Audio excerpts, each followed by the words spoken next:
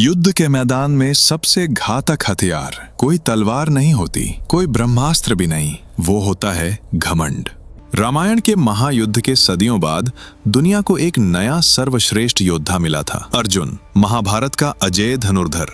विशाल समुद्र के सामने खड़े होकर राम सेतु के अवशेषों को देखते हुए अर्जुन हंसा। प्रभु श्री राम को पत्थरों का पुल बनाने के लिए वानरों की क्या आवश्यकता थी? अगर मैं वहां होता तो बाणों का पुल बना देता। उसे नहीं पता था कि कोई सुन रहा है। प्राचीन पेड़ों की परछाई से एक कमजोर बूढ़ा वानर रेत पर चलकर बाहर आया। वो बहुत कमजोर और साधारण लग रहा था। उस बूढ़े वानर ने उस महान योद्धा की ओर देखा और कहा, बाणों का पुल? वो तो एक योद्धा के भार से ही टूट जाएगा। अर्जुन का अहंकार जाग उठा। दुनिया के सर्वश्रेष्ठ धनुर्धर का एक साधारण जानवर ने अपमान किया था। उसने अपना दिव्य धनुष उठाया और प्रतिज्ञा की, मैं बाणों का एक पुल बनाऊंगा। अगर तुम उस पर चलकर उसे तोड़ दो तो मैं अग्नि में प्रवेश करके अपना जीवन समाप्त कर लूंगा। बूढ़े वानर ने बस सिर हिलाया। चुनौती स्वीकार कर ली गई थी। अर्जुन ने अपने गांडीव की प्रत्यंचा खींची। पूरा आसमान एक अंधी कर देने वाली सुनहरी रोशनी से चमक उठा।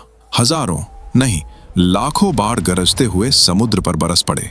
कुछ ही पलों में चमकते हुए दिव्य बाणों का एक अद्भुत पुल उस गहरे पानी के ऊपर तन गया। ये युद्ध और जादू की एक उत्कृष्ट कृति थी, अटूट, एकदम सटीक। अर्जुन ने गहरी सांस लेते हुए अपना धनुष नीचे किया।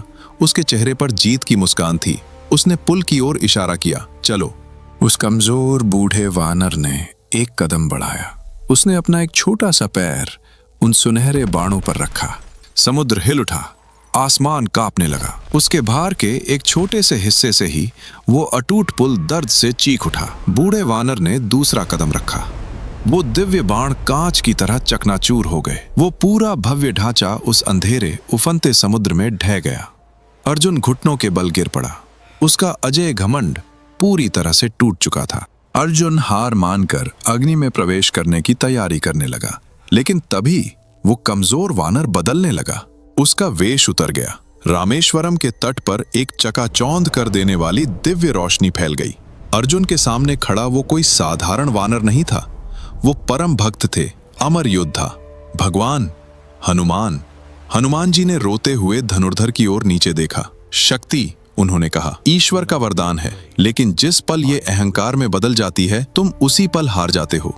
अर्जुन ने अपना सिर झुका लिया। दुनिया के सबसे महान धनुर्धर ने सबसे बड़ा सबक सीख लिया था। सच्ची ताकत विनम्रता में होती है।